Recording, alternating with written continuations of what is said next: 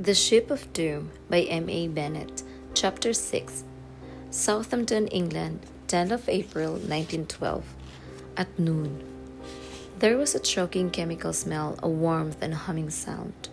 Luna, feeling heavy and sick, looked at the others. Even the ox-strong Aidan looked as if he'd been punched. Constantine, naturally pale, now looked green. He howled himself to his feet and the aid of the brass rails. Holding his fingers to his lips, he poked his head outside the window of the time train. "Got him, Hime," he said, shocked into his native language. "Look!" Luna and Constantine joined him at the window. There were boxes and crates piled high as far as the eye could see. At the corners of the huge room were iron staircases and vast galley doors. "This doesn't look like the Southampton docks," said Luna. Not that she had a very clear idea of what docks look like. "You're wrong there, Duchess. It could be a warehouse like they have on the wharves in Limehouse," said Aidan, "for things that are ready to be loaded onto ships." "Let's explore," said Constantine keenly. "I'll just put the old girl to bed." Aidan unfolded one of those enormous waxy green lengths of cloth called tarpaulin. Luna and Constantine helped him cover up the time train completely. In the dark corner, it looked almost invisible. They walked among all the crates and boxes and trunks to one of the metal doors, which opened onto an iron stairway painted white. As they climbed the steps, there was the sound of low, booming note which made Luna jump. It was so incredibly loud that she felt it in her very ribs. "Don't get your bloomers in a twist, Dutch," said Aidan, in an annoying, calm fashion. "That's a ship horn. We're definitely in the right place."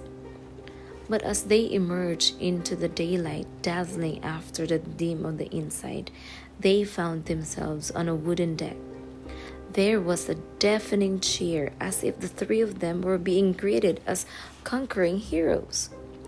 But the cheer was not for them. They were greeted by a wall of backs, a dense crowd staring at something and waving. There were men, women, and children, and every man had his hat in his hand and was brandishing it above his head. Some of the gentlemen actually threw their hats into the air. "Come on," said Aidan, and the three time thieves forced their way through the crowd. "I don't care what you say," said Luna stubbornly, as they were squashed and elbowed as they pushed forward. "This doesn't look like Southampton docks." "No," said Constantine, as they found themselves squashed up against a white railing. "That does." He pointed to a sunlit coastal town in the distance. There was a silver stretch of water between them and land. It was Aidan who stated, numbly, what they already knew. "We're on board ship," he said. "The ship, to be exact." Aidan pointed to a lifebelt tethered to the railings, which had a name painted on it. The name of the ship was printed all the way around the lifebelt, so it was rather like trying to read a word written on a wheel. Luna spelled it out. RMS Titanic. "I suppose the RMS Titanic is as good as any other ship." "Yes, and looked."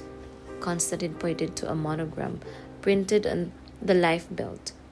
It featured a little red flag with a white star on it, fluttering above three scrolls that said, "White Star Line." "This device says the White Star Line. The professor said any passenger ship of the White Star Line will have a Marconi room and a wireless radio." "So, what now?" asked Aidan. "I suppose we wait a bit," said Constantine, "until all these crowds disperse, and then we'll go on a radio hunt." Luna looked at the thousands of people lining the dock, waving goodbye to their loved ones.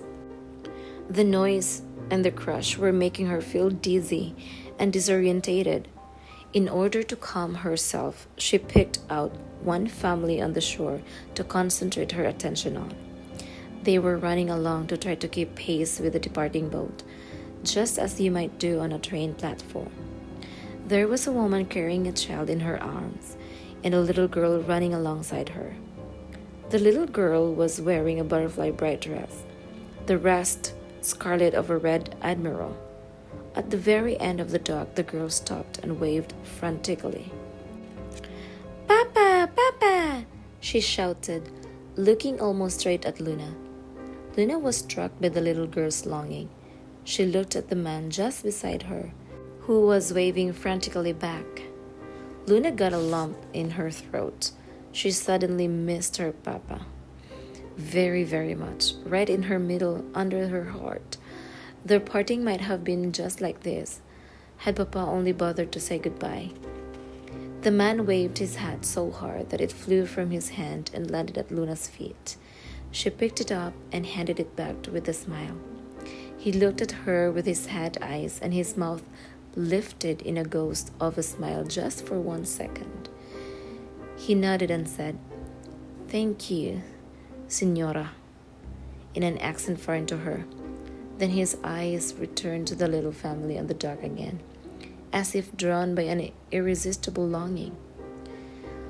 "Ah, there you are, Fräulein Luna." Constantine appeared at her side. "We lost sight of you." "Sweet Jesus, Dutch! Would you ever stay in one place?" exclaimed Aidan. "You frightened us half to death, disappearing like a will-o'-the-wisp." Luna smiled sweetly to Constantine and glowered at Aidan.